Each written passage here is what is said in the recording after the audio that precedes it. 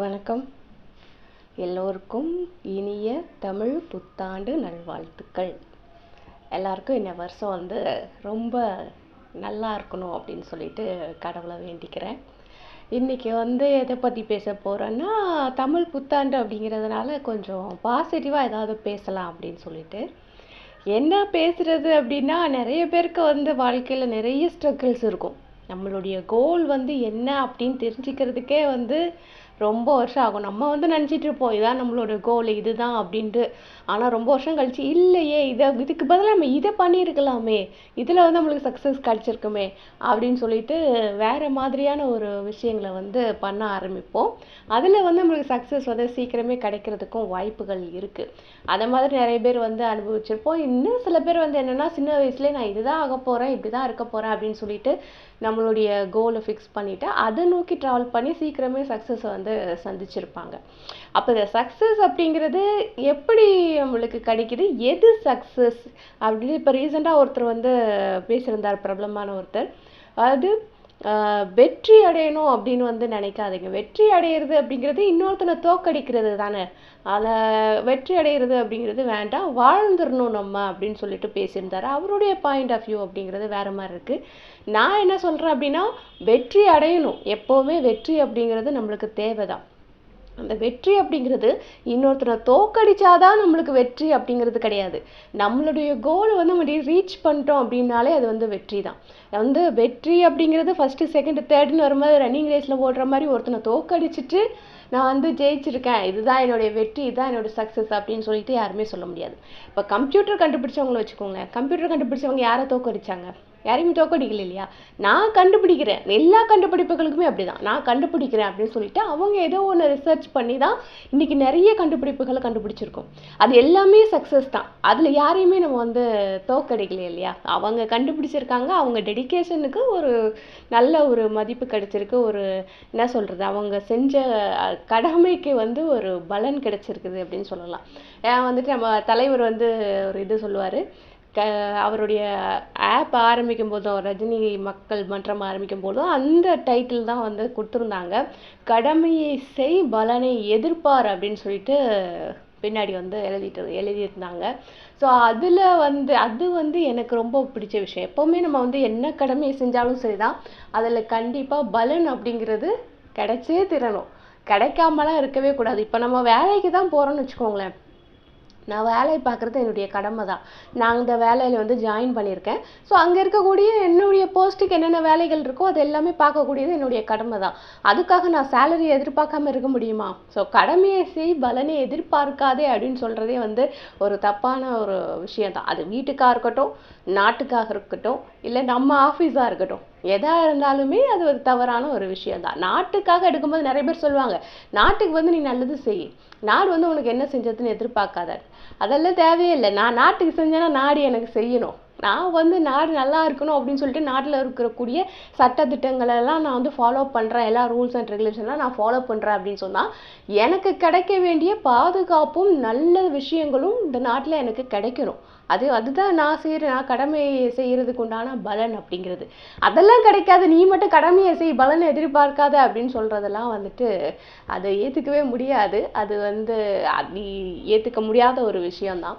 So அந்த மாதிரி தான் வெற்றி அப்படிங்கிறதும் இன்னொருத்தரை தோக்கடிக்கிற விஷயம் கிடையாது. நம்மளுடைய லைனில் சக்ஸஸாக போகணும் அப்படின்னாலே அது பெரிய வெற்றி தான். அதில் யாரையும் தோக்கடிக்கணும்னு அவசியம் கிடையாது. இப்போ நான் ஒரு டான்ஸ் கிளாஸ் வச்சுருக்கேன்னு வச்சுக்கோங்க. டான்ஸ் கிளாஸ் ரன் பண்ணிகிட்ருக்கேன். அது என்னுடைய விருப்பம். நான் சின்ன வயசுலேருந்தே எனக்கு ஒரு பரதநாட்டிய கலைஞர் ஆகணும் அப்படிங்கிறது என்னுடைய ஆசையாக இருந்தது. ஸோ அது நிறைய ஸ்ட்ரகிள் பண்ணி தான் நான் கிளாஸ்லாம் ரன் பண்ண ஆரம்பித்தேன். அதுக்கப்புறம் ஓரளவுக்கு நானும் டான்ஸர், நானும் ரவுடி தான் அப்படின்னு சொல்கிற மாதிரி நானும் டான்ஸர் தான் அப்படின்னு என்னை சமுதாயத்தில் நிலைநிறுத்திக்கிறதுக்கே நிறைய போராட வேண்டியிருந்தது. ஸோ என்னுடைய நிலைமை அப்படி. நிறைய பேருக்கு அது கொஞ்சம் ஈஸியாக கிடச்சிருது. என்னுடைய நிலைமை அப்படி. ஸோ அந்த மாதிரி போராடி நான் இன்னைக்கு ஒரு டான்ஸ் டீச்சராக நின்றுருக்கேன் அப்படின்னு சொன்னால் அது என்னுடைய சக்ஸஸ். இந்த சக்ஸஸில் நான் யாரையும் தோக்கடிக்கலை. வெற்றி அப்படிங்கிறது மனுஷனுக்கு ரொம்ப அவசியமான ஒரு விஷயம். அது எந்த விதத்தில் இருக்குது அப்படிங்கிறத பொறுத்தும், எப்படி நம்ம அடையிறோம் அப்படிங்கிறத பொறுத்தும் தான் இருக்குது.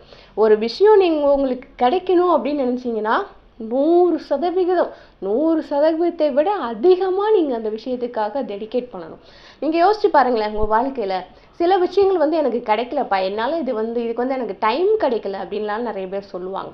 நீங்கள் யோசிச்சு பார்த்தீங்கன்னா உங்களுக்கு நல்லா தெரியும், நம்மளுக்கு பிடிச்ச விஷயத்துக்கு நீங்கள் எவ்வளோ பிஸியாக இருந்தாலும் நீங்கள் வந்து டைமை தேடி பிடிச்சி கொண்டு வந்துடுவீங்க. இது எனக்கு பிடிச்சமான ஒரு விஷயம், நான் செஞ்சே ஆகணும் அப்படின்னு சொல்லிட்டு எங்கே இருந்தனாலும் அந்த டைம் வந்து கிடச்சிரும். ஆனால் அது பிடிக்கலை அப்படிங்கிற பட்சத்தில் எனக்கு டைம் இல்லை அப்படின்னு சொல்கிறது பெரிய விஷயம். இன்னொரு விஷயம் என்ன அப்படின்னா, டெடிகேஷன், ஹார்ட் ஒர்க், இதெல்லாம் பண்ணுறதுக்கு சோம்பேறித்தனப்பட்டு நிறைய பேர் வந்து டைம் இல்லை அப்படின்னு சொல்லிடுவாங்க, விதி அப்படின்னு சொல்லிடுவாங்க. ஸோ அந்த மாதிரிலாம் சொல்லிட்டு எஸ்கேப் ஆகிறத விட்டுட்டு நம்ம வந்து இதுதான் என்னுடைய கோல். இப்போ எனக்கு வந்து டான்ஸ் டீச்சர் ஆகணும் அப்படிங்கிற ஒரு கோல் இருந்தது. நான் வந்து அதை எவ்வளோ கஷ்டப்பட்டு ஓரளவுக்கு டான்ஸ் டீச்சர் அப்படிங்கிற ஒரு டைட்டில் எனக்கு வேணும் அப்படிங்கிறதுக்காகவே வந்துட்டு ரொம்ப போராடி வந்து அதை கொண்டு வந்திருக்கேன். ஸோ அந்த மாதிரி உங்களுக்கு நான் என்னவா ஆகணும் அப்படின்னு நீங்கள் நினைக்கிறீங்களோ அதை வந்து நீங்கள் போராடி எத்தனை வயசுலனாலும் நீங்கள் போராடி கொண்டு வரலாம். அதை பற்றி வந்து பெரிய விஷயமே கிடையாது. ஏன்னா வந்து நம்ம வழக்கமாக எல்லோரும் என்ன பண்ணுறோம், 20 வயசு வரைக்கும் ஒரு படிப்போம், ஸ்கூல் முடிஞ்சதுக்கப்புறம் காலேஜு இந்த மாதிரி படிப்போம். அதுக்கப்புறம் வந்து பார்த்திங்கன்னா அது சம்மந்தமாக ஒரு வேலைக்கு போவோம், சம்பாதிப்போம், இப்படியே போய்டும், ஃப்ளாட்டாக போய்டும் லைஃப். ஆனால் வந்துட்டு அதுலேயும் வந்து சில விஷயங்கள் நான் இதை பண்ணணும்னு நினச்சேன்பா, என்னால் பண்ண முடியல. 2 விதமான சக்ஸஸ் இருக்குது. ஒன்று வந்து இயற்கையாகவே நம்மளுக்கு ஒரு திறமை இருக்கும், எல்லாருக்குமே இயற்கையாகவே ஒரு திறமை இருக்கும். சிலர் வந்து அந்த திறமையை கண்டுபிடிச்சி அதை பேஸ் பண்ணி அந்த லைனில் போவாங்க, சீக்கிரமே சக்ஸஸ் ஆகிடுவாங்க. சிலர் வந்து அவங்களுக்கு திறமை இருந்தாலுமே அந்த திறமையை வந்து ஒரு ஹாபி மாதிரி சைடில் வச்சுட்டு வேற ஒரு விஷயத்துக்காக போராடிட்டு இருப்பாங்க. ஸோ அவங்களுக்கு வந்து அந்த விஷயத்தை அடைகிறதுக்கு கொஞ்சம் ஸ்ட்ரகிளாக தான் இருக்கும், போய் நம்ம அடைஞ்சு இது பண்ணுறதுக்கு. இன்னும் சிலருக்கு நிறைய தடைகள் இயற்கையாகவே வரும், ஃபேமிலியில் வரும், இல்லைன்னா வந்து அவங்க வாழ்க்கையில் நடக்கக்கூடிய விஷயங்கள்ல இருந்து நிறைய தடைகள் வரும், அந்த மாதிரி நிறைய தடைகள் வரும். ஸோ என்ன தடை இருந்தாலும் நீங்கள் என்னவாக ஆசைப்படுகிறீர்களோ அதை வந்து கண்டிப்பாக அடைஞ்சிடணும். ஃபஸ்ட்டு வந்து 20 வயசில் நம்ம ஒரு டெசிஷன் எடுப்போம் லைஃப்பில். 20 வயசில் நம்ம வந்து இது படிச்சிருக்கோம், இது சம்மந்தமாக இந்த மாதிரி வேலைக்கு போகணும், இந்த மாதிரி சம்பாதிக்கணும் அப்படின்னு சொல்லிட்டு ஒரு ஸ்கெட்ச் போட்டு வச்சுருப்போம். பெரும்பாலானவர்கள் அந்த மாதிரி அந்த என்ன ஸ்கெட்ச் போட்டு வச்சுருக்காங்களோ அதுபடியாக போயிடுறாங்க. அவங்க என்ன படிக்கிறாங்களோ அது சம்மந்தமான ஒரு வேலையை பார்க்குறாங்க, சம்பாதிக்கிறாங்க, ஓரளவுக்கு லைஃப்பில் செட்டில் ஆயிடுறாங்க. செகண்டாக நம்ம லைஃப்பை பற்றி சிந்திக்கிற ஒரு ஏஜ் வந்து பார்த்தோம்னா 40 வயசில் சிந்திப்போம். 40 வயசில் வந்து யோசனை வரும், என்னவா இருக்கணும்னு நினச்சோம். 20 வயசில் நம்ம சம்பாதிக்க ஆரம்பித்தோம், கடன்னு வந்து 20 இயர்ஸ் ஓடிடுச்சு. இப்போ வந்து அவங்களுக்கு தோணும், நம்ம சின்ன வயசில் இது கற்றுக்கணும்னு நினச்சோமே, இல்லை சின்ன வயசில் இந்த மாதிரி ஆகணும்னு நினச்சோமே, 20 வயசில் நம்மளுக்கு இப்படி ஒரு ஏம் இருந்தது, அதை நம்ம யோசிக்கவே இல்லையே அப்படின்ற ஒரு இது வந்துட்டு இந்த 30 வயசு தாண்டினதுக்கப்புறம் இந்த 40 வயசு ஆகிறதுக்குள்ள அந்த ஸ்டேஜில் 40 வயசுன்னு வச்சுக்கோங்களேன், 40 வயசு ஆகிற அந்த ஸ்டேஜில் நம்ம வந்து யோசிப்போம், நம்ம இதை ட்ரை பண்ணலாமா அப்படின்னு. ஓரளவுக்கு 40 வயசில் மேக்ஸிமம் பீப்புள் செட்டில் ஆகிடுவாங்க. அதாவது என்ன சொல்கிறது, ஓரளவுக்கு நல்லா படித்து வேலைக்கு போய் சம்பாதிக்க அந்த மாதிரி பீப்புள் வந்து 40 வயசில் செட்டில் ஆகிடுவாங்க. இன்னும் சில பேர் வந்துட்டு ஃபினான்ஷியலி கொஞ்சம் ஸ்ட்ரகிளாக இருப்பாங்க, இருந்தால் கூட அந்த 40 வயசு அப்படிங்கிறது ஒரு கல்யாணம் ஆகி குழந்தையெல்லாம் ஸ்கூலுக்கு போக ஆரம்பிச்சதுக்கப்புறம் கொஞ்சம் மூச்சு விடக்கூடிய ஒரு வயசு அப்படிங்கிறது 40 வயசு. ஸோ அதுக்கப்புறம் ஒரு 10 வருஷம் கழித்து குழந்தைகளுக்கு கல்யாணம் அது இதுன்னு ஆரம்பிச்சிரும். ஸோ இந்த இடைப்பட்ட காலம் தான் கொஞ்சம் வந்து 30 வயசுலேருந்து அந்த 40 வயசு வரைக்கும் இருக்கக்கூடிய அந்த 10 வருஷம் தான் கொஞ்சம் கேப் கிடைக்கும். ஸோ அப்போது வந்து நம்ம சாதிக்கலாம். ஒன்று 20 வயசில் ஆரம்பிச்சிங்கன்னா 20லேருந்து 25 வயசுக்குள்ளே நம்மளுக்கு என்ன வேணுமோ அதை வந்து ஃபுல் ஃப்ளெஜ்ஜாக நம்ம செய்யக்கூடிய ஏஜ் அப்படின்னா அது வந்து 20லேருந்து 25 வயசு தான். ஸோ அந்த வயசில் மிஸ் பண்ணிட்டோம் அப்படின்னா அந்த 30லேருந்து 40 வயசு, இந்த வயசில் வந்து நம்ம கண்டிப்பாக என்னென்ன ஆகணும்னு நினைக்கிறோமோ, என்னென்ன படிக்கணும்னு நினைக்கிறோமோ அதெல்லாம் வந்துட்டு இந்த 30லேருந்து 40 வயசுக்குள்ளே நம்ம வந்து படிச்சிடும். இன்னும் சில பேர் வந்து என்னன்னா 60 வயசில் ரிட்டையர் ஆனதுக்கப்புறம்லாம் அவங்க என்ன படிக்கணும்னு நினச்சாங்களோ அதெல்லாம் படிக்கிறாங்க. எனக்கு தெரிஞ்சு நிறைய பேர் படிக்கிறாங்க. 60 வயசில் அவங்க ரிட்டையர் ஆனதுக்கப்புறம் பேரம்பேத்திலாம் பார்த்ததுக்கப்புறமா இது வந்து நான் படிக்கணும்னு நினச்சேன் அப்படின்னா அது வந்து எனக்கு அப்போ படிக்க முடியல, இப்போ படிக்கிறேன் அப்படின்னு சொல்லிட்டு நான் வந்து மாஸ்டர் டிகிரி பண்ணுற இடத்துலலாம் வந்துட்டு டிஸ்டன்ஸ் எஜுகேஷனில் நிறைய பேர் நான் அந்த மாதிரி சந்திச்சிருக்கேன். 60 வயசு ஆகிருக்கும், ரிட்டையர் ஆகிருப்பாங்க, அதுக்கப்புறமா வந்து மாஸ்டர் டிகிரி பண்ணுவாங்க. ஆனால் நான் அப்போ பண்ணணும்னு நினச்சேன், என்னால் வந்து பண்ண முடியல. அதுக்கப்புறம் கல்யாணம் ஆகிடுச்சு, குழந்தை வந்ததுக்கு அப்புறம் குழந்தைகளை படிக்க வச்சேன், அவங்களுக்கு கல்யாணம் பண்ணி கொடுத்தேன், பேரம்பேத்தியை பார்த்தேன். இப்போ பேரம்பேத்திங்களாம் ஓரளவுக்கு ஸ்கூலுக்கு போகிறாங்க, செட்டில் ஆயாச்சு எல்லாருமே. இப்போ நான் ஃப்ரீயாக இருக்கேன், அதனால நான் என்ன படிக்கணும்னு நினச்சேனோ அதை படிக்கிறேன் அப்படின்னு சொல்லிட்டு நிறைய பேர் நான் அந்த மாதிரி சந்திச்சிருக்கேன். நிறைய பேர் வந்து 60 வயசுக்கு அப்புறமும் படித்து டாக்டர் ஆனவங்கள கூட நம்ம வந்து நியூஸ்லலாம் பார்த்துருக்கோம். ஸோ அந்த மாதிரி வந்துட்டு அந்த 60 வயசில் அந்த ஒரு எண்ணம் வரும், நம்ம வந்து இதெல்லாம் வந்து பண்ணலையே, 60 வயசு தாண்டிடுச்சு, நம்மளுக்கு இப்பயாச்சும் படிப்போம் அப்படின்னு வந்து ஒரு இது வரும். ஸோ இதுதான் வந்து வாழ்க்கை அப்படிங்கிறது. சக்ஸஸ் அப்படிங்கிறது எந்த வயசில் வேணால் வரலாம்.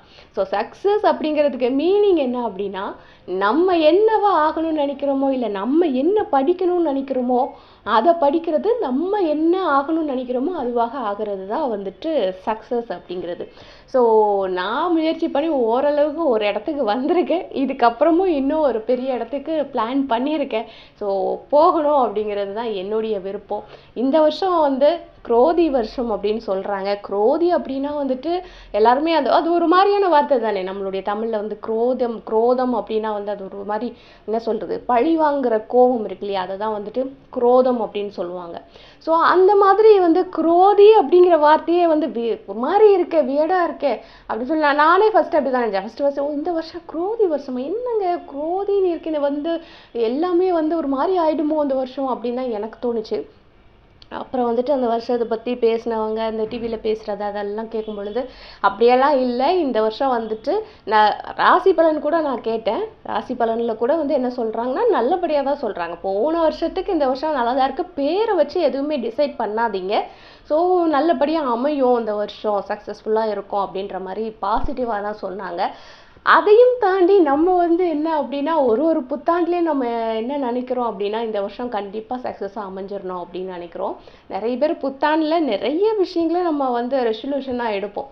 அது தமிழ் புத்தாண்டாக இருக்கட்டும், ஆங்கில புத்தாண்டாக இருக்கட்டும், எந்த புத்தாண்டாக இருந்தாலும் நம்ம புத்தாண்டுன்னு வந்துட்டு நான் இந்த வருஷம் நம்ம இப்படி தான்ப்பா இருப்பேன், இந்த விஷயம் பண்ணுவேன், இந்த விஷயம் பண்ண மாட்டேன்ப்பா, நல்ல விஷயங்களை வந்து தத்தெடுக்கிறதும் கெட்ட விஷயங்களை வந்து அப்படியே கலட்டி விட்டுறதும் இதெல்லாம் வந்துட்டு புத்தாண்டு அன்னைக்கு நடக்கும். இன்னைக்கு நீங்கள் என்னென்ன ரெசல்யூஷன் எடுத்திருக்கீங்க தமிழ் புத்தாண்டுக்கு அப்படிங்கிறத மறக்காமல் கமெண்ட் செக்ஷனில் சொல்லிட்டு போங்க. அண்ட் இந்த வருஷம் ஆரம்பிக்கும் போது எல்லாருக்குமே நல்லா தான் இருக்கும் அப்படிங்கிற நான் நம்புகிறேன். எனக்கும் ஓரளவுக்கு பாசிட்டிவாக தான் இருக்குது. ஸோ இதுக்கப்புறம் நானும் இந்த வருஷத்துக்கு நிறைய பிளான்ஸ் எல்லாம் வச்சுருக்கேன். ஸோ அது வழியாக நான் போகிறேன். உங்களுடைய சக்ஸஸை ரீச் பண்ணுறதுக்கு நீங்களும் என்னென்ன பிளான்ஸ் வச்சுருக்கீங்களோ பிளானோடு நிற்காமல் அதை எக்ஸிக்யூட் பண்ணி இந்த வருஷம் வெற்றியை நீங்கள் எல்லாரும் அடைய வேண்டும் என்பது என்னுடைய விருப்பம். அதை உங்களுக்கு ஒரு வாழ்த்தாக தெரிவித்து கொண்டு எல்லாரும் சக்ஸஸை நோக்கி வேகமாக போவோம் அப்படின்னு சொல்லிட்டு இந்த வீடியோவை முடிச்சுக்கிறேன். ஸோ நெக்ஸ்ட் வீடியோவில் சந்திக்கிறேன். இந்த வீடியோ ரொம்ப பிடிச்சிருந்தா கண்டிப்பாக லைக் பண்ணுங்கள் அண்ட் கமெண்ட் அப்படிங்கிறத கண்டிப்பாக பண்ணிட்டு போங்க. நெக்ஸ்ட் வீடியோவை சந்திக்கும் வரை பாப்பா பாய்.